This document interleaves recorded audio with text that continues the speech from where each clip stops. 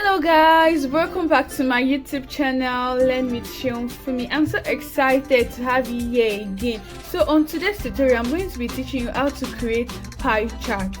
Yes, how to create pie chart using circle right here on Figma. Let's get along, guys. So I'm going to create a circle. Then from this arc, you see this arc, so you move the arc with this circle here, this small circle here. So you move it, so it shows sweep. So is this sweep you're going to use to adjust the pie chart into an arc. So we're going to be making various arcs to form our pie chart. So this will be our first arc. So now we're going to duplicate this for the second arc. So I'm just going to duplicate this, then move with this other circle here. So this other circle that says start, I'm going to use it to be moving it. So there are two different functions. One is sweep, while the other is start. So the start shows the starting point of that arc, while the sweep shows how big or how wide the circle is going to be.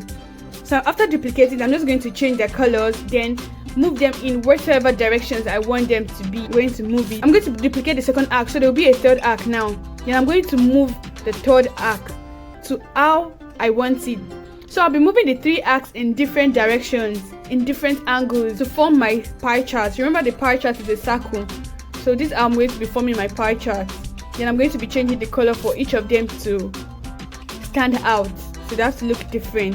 So here we have our pie chart. Then I'm going to select the three circles we have and frame them, so we have our pie chart. Okay guys, thank you so much for watching this tutorial, and if you find this tutorial helpful, don't forget to like this video, drop a comment down below, and please don't forget to subscribe if you haven't subscribed, and don't forget to turn on your notification bell so you can see more videos like this.